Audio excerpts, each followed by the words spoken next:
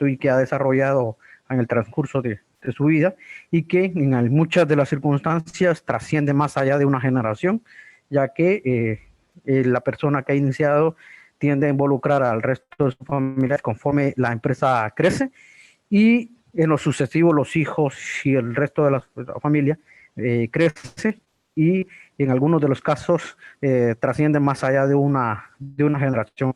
Sin embargo, quizás debido a la alta tasa de informalidad en el país y debido a la falta de comprensión de cómo debe ser administrada una empresa familiar, quizás mucho de ello infiere o interviene en el que estas empresas no puedan crecer más allá de la primera a la segunda generación y en unas estadísticas pues no prosperan, la gran mayoría terminan por quebrar antes de la tercera generación. Muy pocas son las que sobreviven hacia esa tercera. Hacia el final vamos a ver algunos datos sobre ello y entonces creemos que es importante que las familias, las empresas y la gente que conforma esta empresa familiar pueda entender el rol, la importancia de saber organizarse, de las implicaciones que tiene estar inmerso dentro de una empresa familiar para que ésta en lo sucesivo pueda crecer y trascender en el tiempo.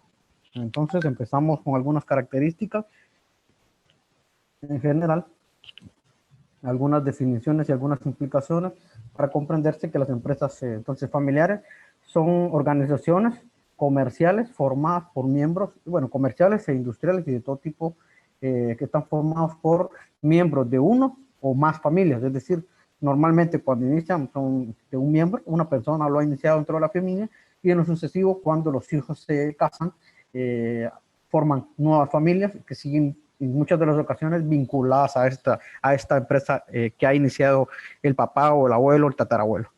Y finalmente es que dentro de estas se toman decisiones que están muy influenciadas, muy ligadas a los miembros que pertenecen a esa familia o a la cantidad de familias que sean propietarias en el momento que se tomen las decisiones, sobre todo protegiendo los intereses de cada familia o de cada miembro, ya que cuando la empresa prospera, crece, cada miembro de la familia cree y considera tener influencia o poder sobre las decisiones e implicará, y en lo sucesivo también implicará tomar decisiones en base a sus propios intereses, lo cual es muy malo para la empresa como tal.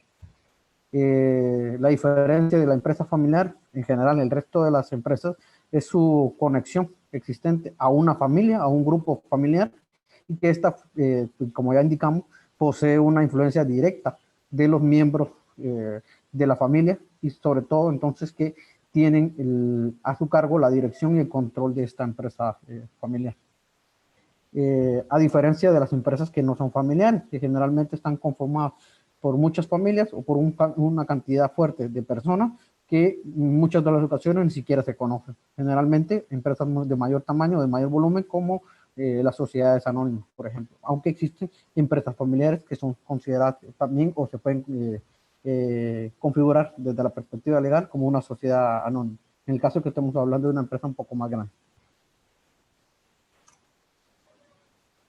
Algunas características, los miembros de la familia, casi siempre, porque no es así en todos los casos, pero en la gran mayoría, tiende a ocupar cargos directivos, sobre todo en las empresas grandes que por la estructura que tienen, hay muchas personas que participan en eso. Entonces, los propietarios o los miembros de la familia tienden a ocupar cargos cargos directivos dentro de esa empresa familiar. Pero, como también tenemos que hablar en nuestro contexto, cuando son empresas muy pequeñas, micro, pequeñas, sobre todo, son los propietarios mismos que ejercen ese rol de dirección. Al llegar a la empresa a ser un tamaño mucho más grande, como lo hemos dicho, los propietarios pasan de ser quien toma todas las decisiones a formar parte del consejo directivo o a ser algún tipo de directivo dentro de los diferentes consejos que pueden formarse dentro de la empresa. Como ya hemos indicado, estas familiares pueden ser muy pequeñitas, micro, pequeñas, medianas, pero también pueden ser empresas muy grandes o pudiéramos hablarlo, corporaciones muy grandísimas que están conformadas inicialmente por empresas familiares. O sea, se pueden denominar empresas familiares porque están conformadas por una o más familias. En Guatemala, como indicaba al inicio, el 90%, perdón, de las empresas son de índole familiar, incluyendo las micro, pequeñas y medianas. Hasta solo el 30% de esas empresas familiares, como dato importante, tienden a pasar hacia la segunda generación, es decir, el que fundó traspasa el mando de la empresa a otra persona de segunda generación, que puede generalmente son sus hijos. Luego, solamente el 10% de todas estas empresas pasarán a una tercera generación. Ustedes están viendo, muchas empresas empiezan a desaparecer. Hay algunas causas, y voy a mencionar algunas, quizás mencione otras hacia el final, pero en muchas de las ocasiones es que los hijos de los propietarios originales generalmente no están interesados en la empresa que los padres han fundado.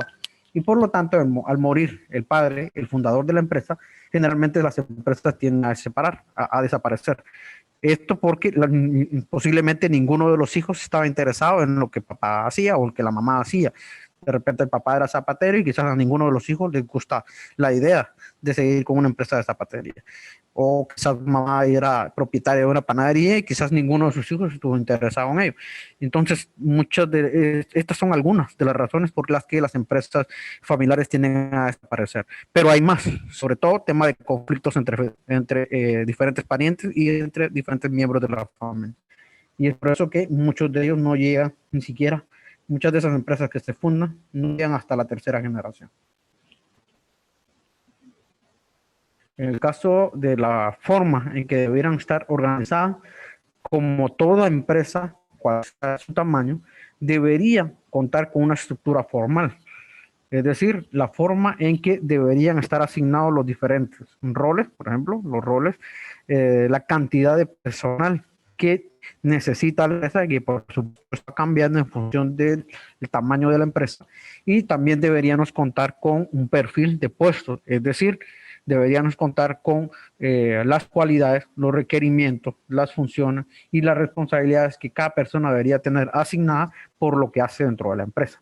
Sabemos que en las grandes empresas es muy fácil poder delimitar este tipo de actividades, las funciones y las responsabilidades, pero en sucesivo, en las pequeñas empresas o en las microempresas, una misma persona tiende a realizar muchos roles. Es decir, una misma persona tiende a hacer diferentes actividades dentro de la empresa y ahí es donde tiende a complicarse un poco. Y es por ello que generalmente, aunque se definen los puestos, es probable que una persona ocupe más de un puesto. Por lo tanto, ocupará más de un rol.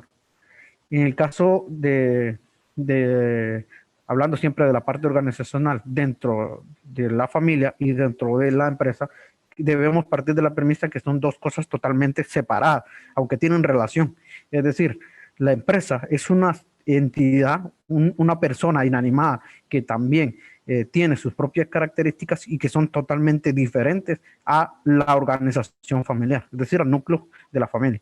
Por lo tanto, los miembros de una familia que han fundado una empresa tienen que saber que para que la organización funcione es necesario poder separar estas dos cuestiones. Por un lado, tenemos que separar todo lo que acontece y que es de índole familiar a lo que acontece en la empresa. Esto es muy importante, ya que generalmente esto es una causal del por qué las empresas locales, nuestras empresas familiares, tienden a desaparecer muy pronto. Para quedarse y formarse una idea, hay empresas familiares que son gigantescas, pero que iniciaron como cualquier otra que ustedes pueden tener o imaginar o que podemos observar en nuestro entorno. Estas empresas han iniciado como cualquier empresa pequeñita, pero debido a la constancia y debido a las fallas que se han cometido y al aprendizaje que han obtenido, al apoyo y al soporte que han recibido, han crecido a tamaños gigantescos. Y creo que es muy fácil que podamos identificar las marcas, ¿no? En este momento ahí, ya que tanto Walmart como Samsung, entre empresas gigantes que existen, son empresas son consideradas hoy aún empresas familiares. También, si nos ponemos en contexto guatemalteco, por ejemplo, todo lo que es Pollo Campero, por ejemplo, que sería una marca más conocida para nosotros en el contexto guatemalteco, también es considerada una empresa familiar. Otra empresa que también es de índole guatemalteco es la distribuidora La Mariposa, que es la propietaria o es la encargada más bien en Guatemala de distribuir todas las bebidas a la marca Pepsi, por mencionar algunas más cercanas a nosotros. tema que es importante poder hablar es del tema de la sucesión familiar, aunque pareciera que lo que voy a mencionar es algo, pudiera imaginarse uno a primera instancia que es algo más aplicado a empresas más grandes, también es concerniente a las pequeñas empresas, pero debido a que estas no se conocen sobre el procedimiento a seguir, generalmente la causa que mencionaba al principio provoca el cierre temprano de esta empresa familiar. En este caso, la asociación familiar se refiere al proceso en que más se traslapa en un liderazgo de una empresa. Es decir, en el momento que el papá, mamá, bueno, en su caso, en su momento el abuelo quizás, eh, ya llevó el tiempo máximo que podía o debía, por sanidad de la empresa, podía darle, porque sus ideas ya fueron implementadas y que todas las decisiones que en su momento debió tomar ya fueron completadas. Llega un momento en que la persona propietaria, dueña, fundador de esta empresa familiar, es necesario que empiece a entregar los mandos, el control, la dirección en general de la empresa a la siguiente generación. Esta siguiente generación serán sus hijos en su momento deberán entregar a sus nietos o los nietos del fundador, luego bisnietos, tataranietos, y en ese orden seguiría el traslado de diferentes sucesiones a lo largo de las generaciones siguientes. Es necesario que sea de una forma planificada, oportuna, incluyendo a nivel microempresa o pequeña empresa, ya que si desde temprano los propietarios pueden identificar que sus hijos no despiertan interés por el negocio, pudieran preparar a alguien más ajeno a la familia.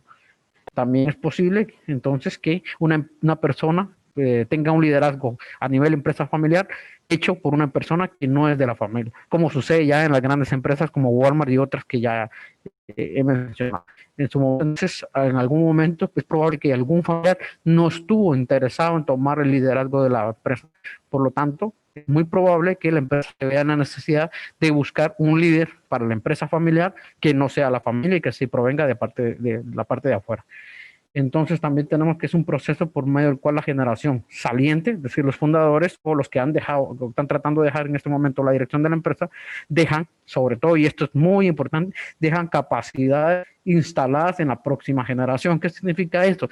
De que si algún hijo, en el caso de la segunda generación, o en el caso de la tercera, un nieto, un bisnieto, en las sucesivas generaciones, manifiesta interés por el negocio familiar o pudiéramos despertar el interés por ese negocio familiar, es muy importante que se haga a través de un proceso a manera de que la nueva persona que pudiera hacerse cargo en la empresa en el futuro estar debidamente capacitada en cuanto a la parte técnica de la empresa, pero también de la parte directiva, el cómo hacer a nivel estratégico, diríamos, para el caso de tomar decisiones, cómo tomar decisiones, y a nivel operativo, diríamos en otro contexto, saber hacer las cosas de lo que se dedica el negocio. Es decir, si usted tiene una panadería, entonces pudiéramos decir que la persona debería tener cualidades respecto a la toma de decisiones, comprar, pagar, todas las materias primas que se necesite. Y a nivel operativo, cómo hacer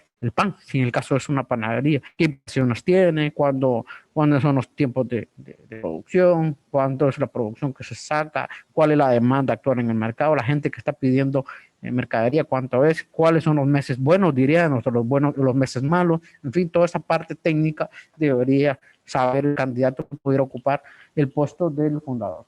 Los roles, se pueden identificar 3 roles a nivel familiar. Estos son el primer rol de índole muy familiar y está ligado a la emoción e integración familiar. Este primer rol, como hemos indicado, está ligado a la familia misma.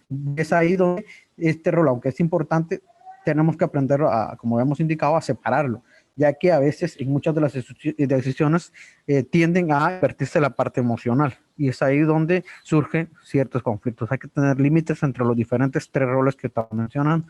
Vamos a ver la división de estos 3 roles en un momento. El segundo rol se refiere a la propiedad. No todos los familiares, no todos los hijos del dueño necesariamente tienen que pasar a ser dueños. no todos los familiares, sobre todo cuando se vuelve una empresa de mayor tamaño, porque ya los hijos se han casado, tienen nietos del fundador, y ya intervienen las esposas de los hijos, ya interviene la esposa del fundador, toda la familia en general, significa que en el segundo rol no todos ellos, por ser familia, necesariamente tienen que tener propiedad, es decir, no necesariamente tienen que ser los dueños. Y esto tiene que ir en la línea de que se toman decisiones para incrementar la riqueza de toda la familia, aunque los propietarios sean algunos. Por lo tanto, quien tome la función de líder de la empresa deberá pensar más que en sí mismo como propietario de la empresa, que pudiera hacerlo, deberá pensar más en la familia, por incrementar la riqueza de la familia y obtener la mayor rentabilidad para esto.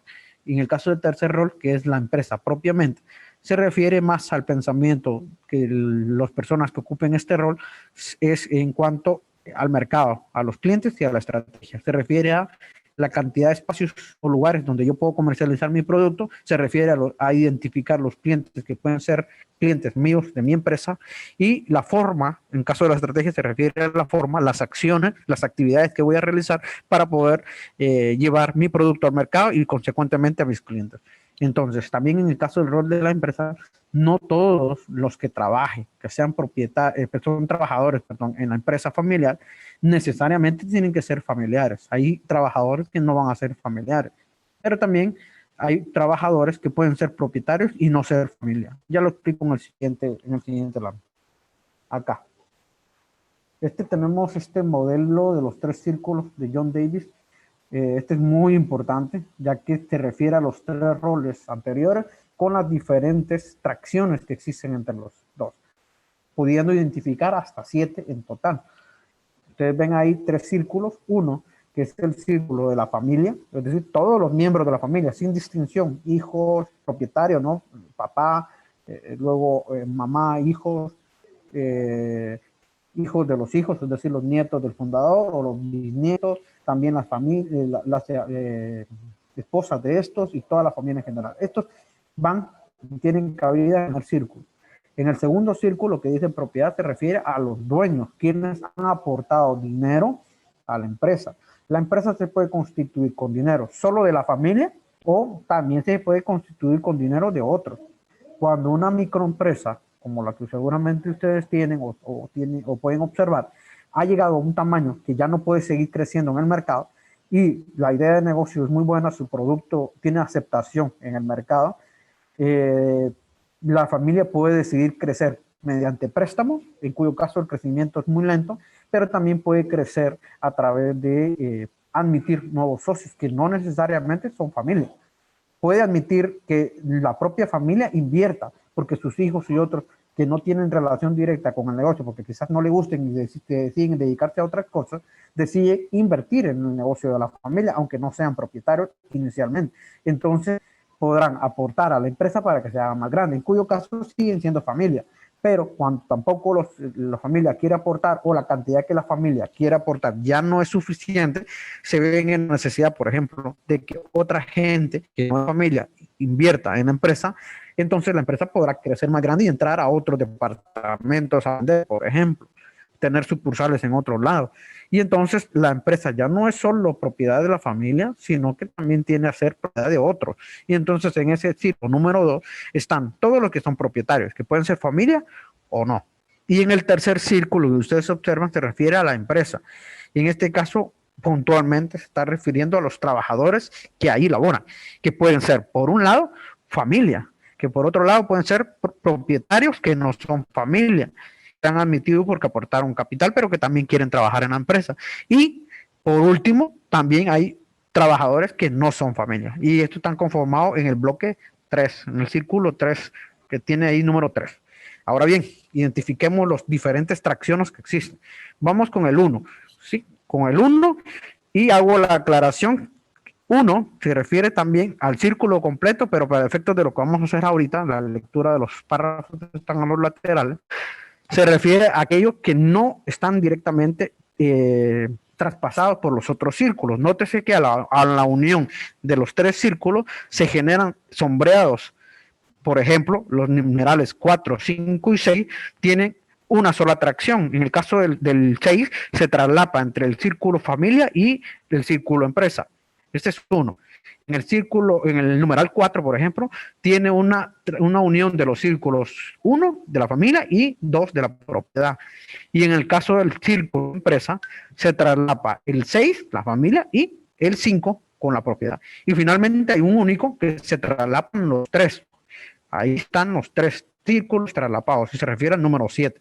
Identifica, bueno, entonces, en el caso del 1, pero que no tiene traslape, o sea, es decir, lo que está fuera de los traslapes, se refiere a la familia, gente que pertenece a la familia, que no son propietarios, pero que tampoco son empleados.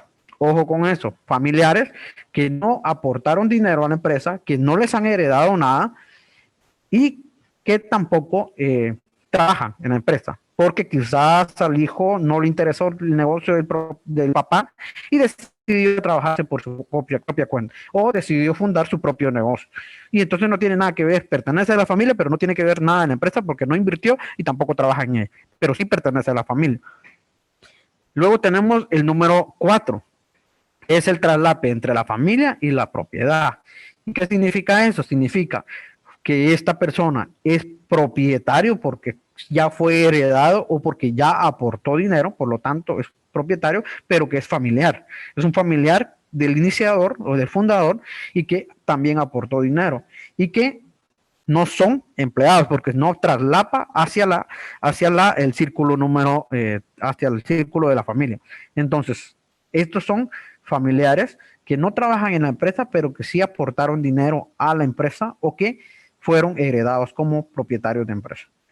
El número 6 es, si ustedes se dan cuenta, la intervención entre los círculos familia y empresa, y ahí dice que son familiares que no son propietarios porque no aportaron dinero a la empresa y que también siguen siendo familia, no aportaron a la empresa, pero que su deseo era trabajar en la empresa y trabajan en la empresa. Por lo tanto, son familiares que no son propietarios, pero sí son empleados.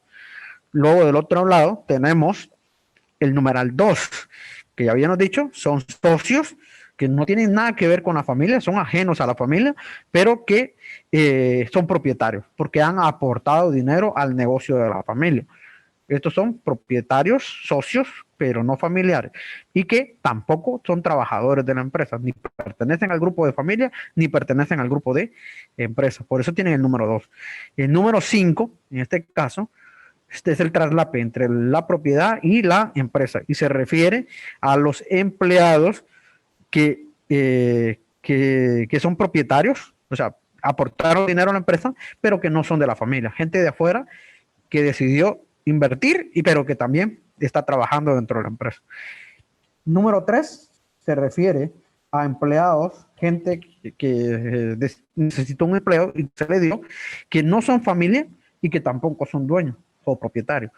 Ni son familia ni son propietarios, pero sí trabajan en la empresa. Y por último, el número 7, que es el central de todo, donde se traslapan los 3 círculos y se refiere a personas que cumplen los 3 requerimientos. Son familia, son propietarios porque también heredaron o aportaron, pero también trabajan en la empresa, o sea, cumplan los 3 roles. Son familia, tienen aportes dinerarios dentro de la empresa y también trabajan en la empresa. Son todos los momentos en que una persona puede hacer. Sobre todo esto más pensando tanto a nivel microempresa como a nivel empresa mucho más grande. Si existe alguna duda, por favor, sería tan amable también de ir formulándola. A mí sí me gusta que en el momento que vamos tocando los temas podamos ir traccionando o generando y compartiendo experiencias o opiniones. Si hay algún comentario me lo pueden hacer saber. Bueno, ventajas de tener una empresa de índole familiar, pero sobre todo organizado como una unidad empresarial. Las ventajas son 2. Uno, a nivel unidad, en donde comparten intereses comunes, comparten y se reconoce la autoridad como tal que existe dentro de la empresa. Hay confianza en todos los miembros de la empresa y todos los miembros de la familia, y también hay grado de compenetración, es decir, están comprometidos a trabajar por la familia y para la familia, independientemente si son o no familia. Esto es uno de lo que logra tener todo organizado de conformidad con la administración de una empresa familiar. Y el número 2 es el compromiso. que nace dentro de, porque se entrega a esa visión que tuvo el fundador, el abuelo, el papá, el sacrificio que las personas hacen por ese ideal, por cumplir eso que él quería, porque quería formar una empresa grande para sostener a su familia, por ejemplo, en primera instancia, lo que llamaríamos en administración la visión, ¿no? Y el compromiso de cumplir los valores, ¿no? Los valores organizacionales, los valores que tiene la persona y que transfiere a la empresa. Y la exigencia del querer lo mejor para la familia y sobre todo que eso trascienda en el tiempo, que no solo me sirva esa unidad comercial, esa unidad productiva a mí y a mi familia, sino que en su momento les pueda servir a mis hijos y a sus hijos, a mis nietos, y así sucesivamente a lo largo de la generación. Y que sea, por supuesto, una fuente generadora de empleo. Las desventajas sí son muchas, la podemos dividir en 6. Y acá la hemos denominado, según el autor que estamos utilizando, como trampas, porque es aquello que provoca la ruptura de una empresa familiar y en lo sucesivo la eliminación de la unidad productiva, es decir, la quiebra de una empresa. La primera trampa se refiere a confundir el derecho de la propiedad con la dirección y o gobierno. ¿Qué se refiere a esto? La confusión de la persona por creer que ser propietario, por haber aportado algo a la empresa, me da derecho a mí a ser el director o el gerente general y el que tome todas las decisiones, ya que cuando hay más, porque hay muchas personas que aportaron dinero, en mayor o menor medida tienen derechos y obligaciones.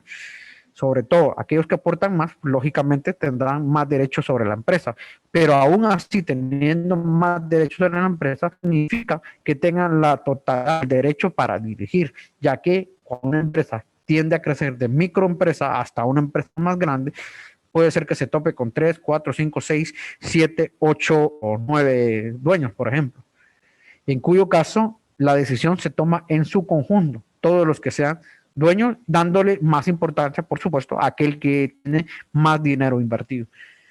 A esto se refiere la primera trampa, confundir eso, que porque yo aporté, yo soy el dueño. La segunda trampa es confundir los flujos económicos relativo a los rendimientos y a las inversiones, así como a las propiedades. También confundir la cantidad de dinero que se genera, a eso se refiere lo de los flujos económicos, porque como yo he aportado más, tengo derecho a obtener más. Esto, aunque de cierta manera es correcto a la hora de evaluar la parte financiera, no significa que exactamente sea así, ya que también es probable que existan mayores compromisos financieros de pagar salarios y otros compromisos que se tienen a nivel empresa. Por lo tanto, no es tan que así, sobre todo muchos pudieran confundir sobre todo los términos de las ventas con las ganancias. A eso se refiere este punto. Y en el caso de la tercera trampa, se refiere a confundir que dos cosas que suceden a nivel empresa, familia, en los lazos de afecto y los lazos contractuales. Es decir, aquellos lazos que se generan por el hecho de ser familia, el vínculo de cariño y amor que existe entre papá e hijo, por ejemplo, y los lazos que existen, bueno, los lazos que existen entre papá e hijo, por ejemplo, a nivel familia, porque por el lado de la familia, papá, amor, ser comprensivo y ser paciente, tolerante, entre otras situaciones, pero en la empresa los lazos papá e hijo son diferentes, aunque sigue existiendo el lazo de familia, papá e hijo, al estar dentro de la empresa, el lazo se convierte en un lazo más de índole laboral. Y entonces ya no es papá e hijo, sino la función que cumplan dentro de la empresa. Posiblemente jefe y subjefe o GFI o operario, dependiendo del puesto que el hijo ocupe dentro de la empresa. Por lo tanto, allá un error a nivel cometido dentro de la empresa deberá responder por la responsabilidad que éste tenga dentro de la empresa. Y entonces ahí ya no existe el lazo de ese de afecto, ¿no? Que tienen en casa. Los lazos afectivos son en casa y los lazos contractuales son en la empresa. Las últimas tres, en cuanto a la cuarta trampa, se refiere al retraso innecesario de la sucesión. Esto se refiere a cuando los papás, como son los fundadores, quieren tener totalmente control de la empresa. Y por un lado tienen razón, ellos son los propietarios, mas sin embargo, si lo queremos ver desde la perspectiva empresarial, no se recomienda que esto pase, ya que sobre todo a nivel gerencial y a nivel de toma de decisiones, esto tiene un límite de tiempo, ya que los hijos que están preparados y tienen otra perspectiva podrán tener en lo sucesivo mejor comprensión de lo que está sucediendo en el momento, como dirían, mejor relación en el entorno, mejor observación en el mismo, y por lo tanto pudieran tener nuevas ideas para innovar en procesos, innovar en productos, entre otras cuestiones. Entonces, retrasar eso puede ser lógico por el hecho que es el propietario, pero para la empresa es malo porque quizás los hijos tienen mejores ideas en ese momento y por lo tanto serían muy concernientes que se pudieran implementar. Y como se retrasa esa salida del propietario original, se genera un conflicto entre la gerencia anterior y la nueva gerencia, porque quizás nunca llegue.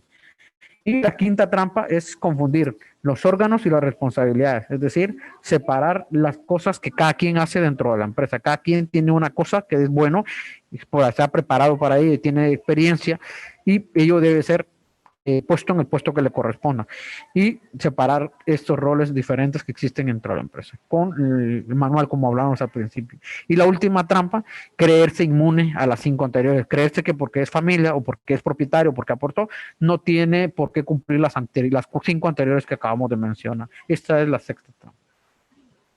Errores comunes que ayudan o provocan más bien el cierre más pronto de una empresa familiar, creer que pasa, cualquier situación que pase dentro de la empresa familiar pasa por el hecho de que existe un problema en la familia. Puede ser que sea así, pero no siempre es así. La siguiente sería la estructura empresarial como una estructura familiar. Es decir, no podemos adoptar la misma estructura de casa, como papá es cabeza de familia, que en la empresa también papá tiene que ser necesariamente la cabeza de la empresa. Esto no necesariamente, ya que aunque papá haya iniciado la empresa, si una persona externa o interna, familiar o no familiar, puede hacer algo mejor por nuestra empresa, entonces papá debería dejar de ser la cabeza de la empresa. Podría ser una persona, un hijo, inclusive un nieto que ya tenga las características para hacerlo, o puede ser alguien externo a la empresa, pero que tenga cualidades que ayudarían a la empresa a ser mucho más grande. Esa es la idea. Y luego, la siguiente, recursos de la empresa con los de la familia. Y esta es una realidad existente en todas las pequeñas empresas de nuestro país y más aquí en Guatemala, en cuanto a que generalmente no se asigna un salario, ¿no? Cada persona, miembro de la familia, trabajadora de la misma, no se asigna un salario y por lo tanto cuando tiene una necesidad económica toma la cantidad que necesita, teniendo en cuenta los límites de rentabilidad de la empresa. Por lo tanto, tomar más dinero del que pudiera necesitar la persona y tomar más dinero de lo que puede dar la empresa familiar se convierte en un grave problema financiero y en lo sucesivo pudiera provocar su quiebra. No asignar funciones a los miembros, o sea, tenerlos ahí solo por tenerlo, y este es un grave error, tener a un hijo, a un primo, a un tío empleado dentro de la empresa solo porque no tiene trabajo, es un grave error, ya que los puestos dentro de las empresas deben asignarse por experiencia y por capacidad. Cada persona que entre cada persona familiar debería competir con otros de afuera para tomar al mejor funcionario personal que esté preparado, sea familia o no, porque esto provocará que la empresa pudiera crecer mucho más rápido. Mientras que si asignó a un familiar, pero que no sabe hacer nada y solo es asignado porque es familia, provocará dentro de la empresa sea menos competitiva porque a la persona le tomará más tiempo aprender o porque gastará muchos recursos y esto se vuelve un problema de productividad y por lo tanto gastar recursos innecesarios, lo cual pudiera ser una ganancia para la familia en el futuro. Este es el problema de no asignar, no establecer límites de la propiedad. Cada quien es propietario en función de lo que aporte. Si papá fundó la empresa o los papás fundaron la empresa, en este caso los propietarios son ellos en la función de lo que contractualmente o civilmente ellos tengan, por ejemplo, la parte matrimonial, según cómo se casaron y según cómo aportaron. Y si tienen hijos, pero no han heredado esa empresa, significa que los hijos pertenecen a la familia, pero no son propietarios de la empresa. Siguiente, contratar personal por ser miembro de la familia. Creo que relacioné el anterior con el de no asignar las funciones por ser a los miembros, pero más concretamente el de arriba se refería a las actividades que deben hacer. Y en algunos casos asignar una cantidad menos de actividades a alguien que es familia y asignar más actividades a alguien que no es familia. Quizás ahí confundí esta función, este error común. Luego, profesionalizar a la empresa. Esto es un error que no lo hacen porque la mayoría se queda con los conocimientos que ya tiene y no lo profesionalizan. Es decir, no se capacitan, no provocan que sus hijos vayan o sigan estudiando para que la empresa pueda tener de dónde elegir miembros de la familia que sean profesionales y que puedan apoyar a la empresa familiar. Luego, no tener los planes de sucesión o los planes de jubilación para las familias, en este caso para las personas que van a entregar los puestos de trabajo o los puestos directivos. Y también eso es otro error grave, cuando se llega a un acuerdo o se toma una decisión, no dejarla por escrito. A eso se refiere esta última, no se deja por escrito y después cada quien interpreta la decisión conforme más le convenga. Y tomar la administración como tal, pensando como familia. No se puede pensar como familia, se debe pensar como cualquier inversionista o negociante, ¿no? Se tiene que tomar desde esa perspectiva, pensando en la familia, pensando en otorgar la mayor cantidad de recursos, mayor rentabilidad, mayores ingresos para la familia. Me indican si existe alguno, ya voy más de la mitad de la presentación. Si existe alguna consulta, me van indicando. Luego el tema de la sucesión, que sí me parece interesante y quizás uno de los errores más comunes, indicaba hace un momento, en algunos momentos papá y mamá no tienen definido el proceso de dejar la empresa a los hijos.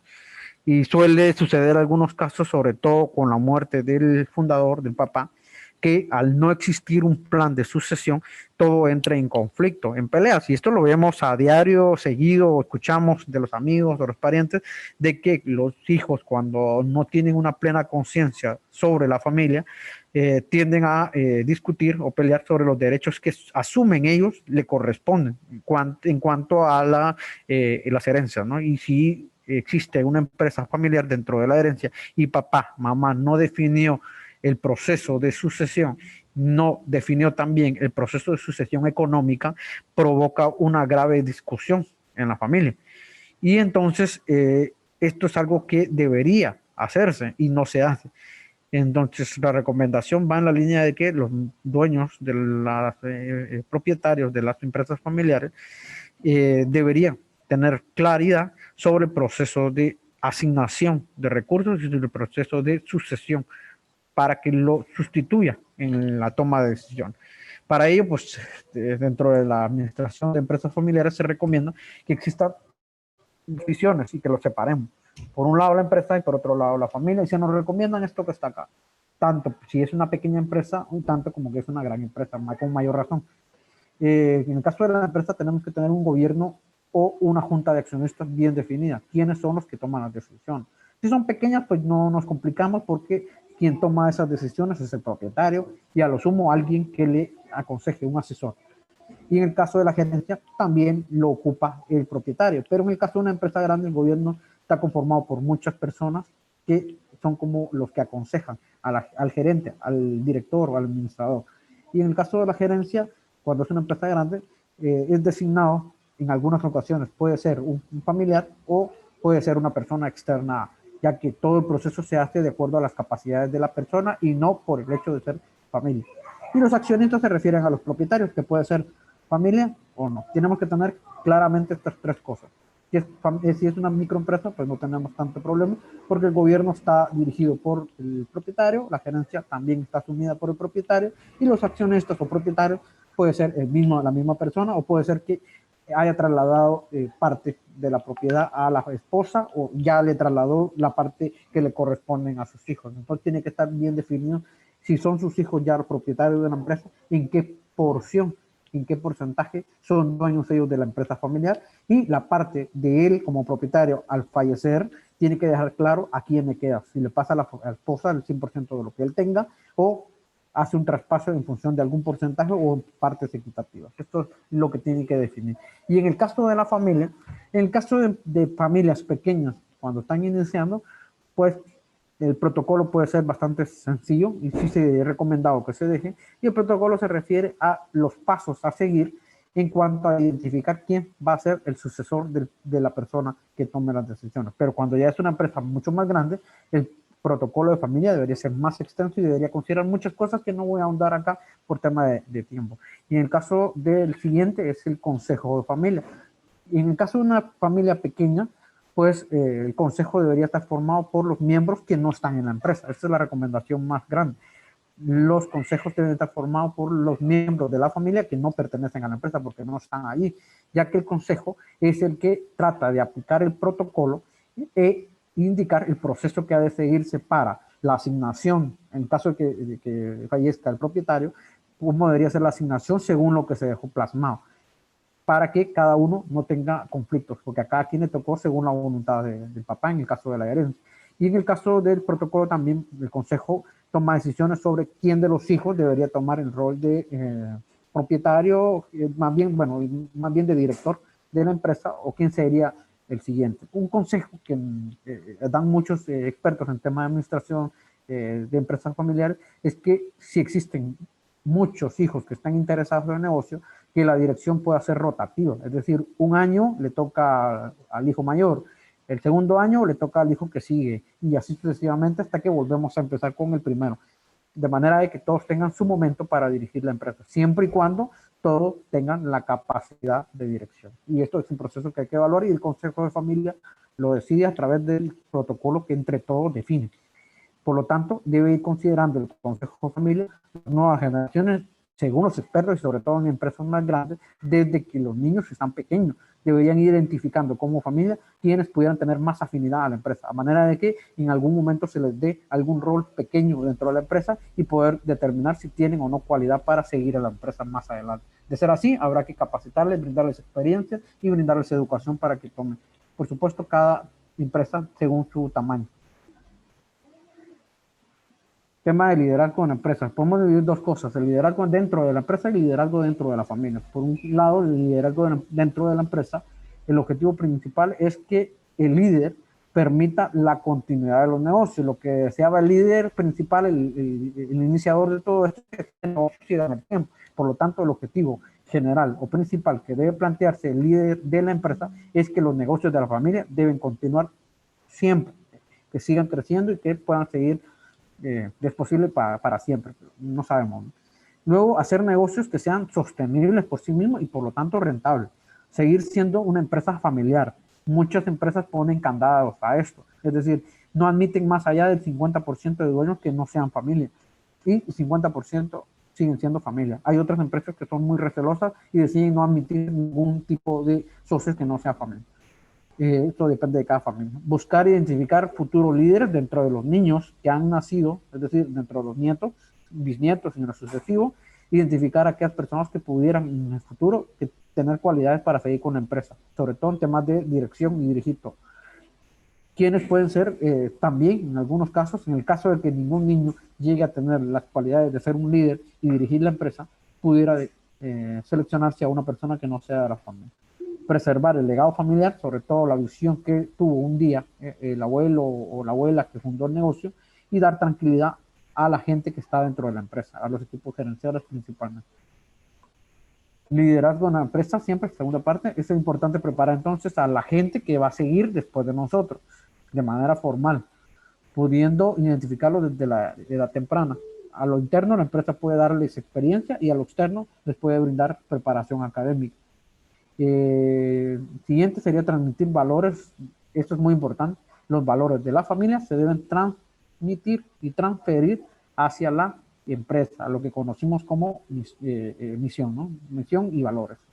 Lo que quiere, lo que quiso un día el fundador, tema de visión y luego los valores.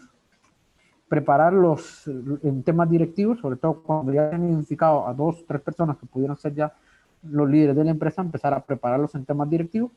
Y también podemos indicar acá que existen tipos de liderazgos. No me voy a enmarcar a identificar cada uno de los 4, pero sí podemos decir que dentro de los líderes de la empresa hay algunos que se resisten más a salir, sobre todo el monarca, que se resiste a no salir nunca porque no quiere ceder y muere, no, en algunos casos muere no cediendo la gerencia o la dirección o ser encargado del negocio hacia sus hijos o al hijo que pudiera tener más cualidad. Y en general, pues es alguien que no que tampoco quiere irse, pero termina aceptando en irse, se va, pero sigue vinculado muy a la empresa porque tiene cierta nostalgia y sigue incidiendo y todavía tiene cierto poder de decisión. Y luego los últimos dos son los más recomendados, ya que tienden a, el embajador en este caso, es alguien que se va por su propia cuenta, le cede la dirección a sus hijos, pero de vez en cuando tiende a dar consejos aún a las nuevas generaciones, y el gobernador es el último que se va, él se va y se desliga totalmente de la empresa, y aunque le piden ayuda, él ya nunca vuelve a dar ayuda a la empresa. Son los cuatro tipos. No vamos a entrar en más detalle eso también. Ahora, el líder desde la familia debe ser la máxima autoridad dentro del consejo de familia. No tienen que ser personas de preferencia, con mayor razón, gente que ya esté trabajando en la empresa, tiene que ser gente que sea fuera. Familia, tiene que ser familia, eso sí, familia que no pertenezca a la empresa. ¿Qué trata ello? Pues abordar todos los temas familiares que cree que puede afectar y pueda generar conflictos en la empresa. Debe tener representación de todas las familias, en el caso que ya estuviéramos en generaciones sucesivas, de todas las familias, un representante menos de cada hijo, y de ser posible también un representante de cada generación, en caso que ya vayamos en terceras, cuartas generaciones. Promueve la continuidad intergeneracional, es decir, que exista interés, promueve porque exista interés dentro de las empresas, y debe anticipar futuros problemas de la familia. Puede imaginar qué pudiera ser en base a las actitudes o los comentarios de su familia. Se recomienda que esté liderado por familias que no sean o que no estén dentro de la empresa. Pero, contar con un protocolo familiar, que es la estructura de un plan donde dice qué debe hacerse y qué no debe hacerse en materia de familia, sobre todo en 3 planes, en el tema de la parte profesional de los miembros de la familia, en tema económico, cuánto tiene cada uno, en qué función puede aportar, cada cuánto pudiera por relaciones entre los miembros de la familia. Es hecho a medida de cada familia, un protocolo no puede ser igual a ninguna familia porque todas las familias son diferentes y de cantidades o tamaños diferentes. Tiene que ser revisada y actualizada de ser posible todos los años, periódicamente. El protocolo esa es la finalidad del protocolo, unir a la familia en torno a la empresa familiar. Factores de éxito, las últimas dos láminas. Factores de éxito, en el caso de la asociación, planificarlo y diseñar bien el proceso. En el protocolo se define cómo debe ser esa asociación y quiénes deberían ser los candidatos y qué requisitos deberían reunir los candidatos a ser el nuevo director de la empresa familiar. Preparar con un debido tiempo para que la persona pueda aprender del que está actualmente dirigiendo, el que toma decisiones, quién dice qué va a comprar, cuánto comprar. Todas esas decisiones las tiene que saber la nueva persona que va a dirigir. Y luego hacer un traspaso gradual. Según los expertos, el traspaso no debería durar más de un año. Y luego la salida de la generación anterior, que no debería pasar también de un año. Factores que provocan el fracaso de la sucesión, es decir, que no se concrete la sucesión, es no iniciar el proceso de sucesión a tiempo y que en lo sucesivo el propietario fallezca. O entregar el liderazgo a una persona que esté demasiado joven, que no tenga experiencia ni niveles educativos adecuados para el tipo de empresa, o que sea muy mayor y que ya no tenga suficiente tiempo como para poner en práctica ideas. No evaluar al sucesor, porque puede ser que existan más de un candidato a ser sucesor, entonces se hacen evaluaciones de conformidad con lo que decida la familia, y no evaluarlo puede provocar que no se dé la sucesión como debe ser, y que los sucesores no tengan esas capacidades y habilidades, tema de experiencia, tema de aprendizaje, tema de educación, que realmente les interese el negocio de la familia. Alargar la salida de la generación anterior o que no salga definitivamente. No informar o excluir a la familia, a otra parte de la familia, y entonces se pueden generar conflictos porque la otra parte de la familia, que también tiene derecho a pertenecer a la empresa familiar o que se le tome en cuenta en la sucesión, pueda oponerse y provocar conflictos familiares. Y realizar la sucesión de patrimonio y liderazgo, que son dos cosas distintas, en el mismo momento. La sucesión de liderazgo se refiere a la persona quien va a tomar el control. Esto debería ser en una época. Y la sucesión económica se refiere a lo que papá va a dejar a sus hijos. No se tiene que hacer en el mismo momento. ¿Para qué? Hacerlo implicaría que la persona pueda ser sucesor por interés y eso es lo que no se pretende acá. Bueno, esto es todo. No sé si estamos bien, si hay alguna duda, algún aporte o algo que quieran preguntar o discutir.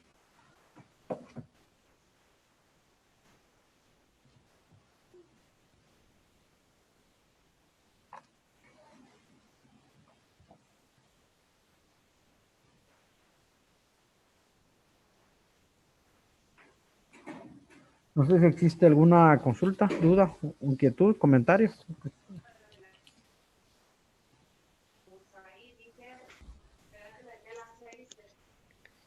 Buenas tardes. No sé si hay alguna pregunta para las empresarias, a la señor Katy o señor Zoila o señor Lloyd. ¿Tienen alguna duda? ¿La pueden hacer? ¿Me pueden comentar algo sobre una experiencia o algo que quieran comentar?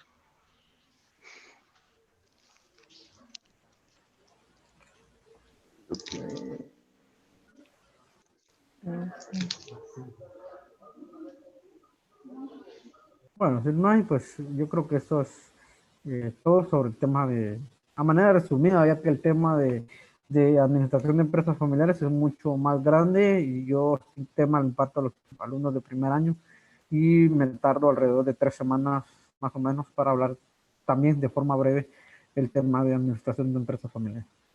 Entonces, muy importante tocarlo en nuestro medio y es muy poco tomado en cuenta dentro de las empresas en Guatemala.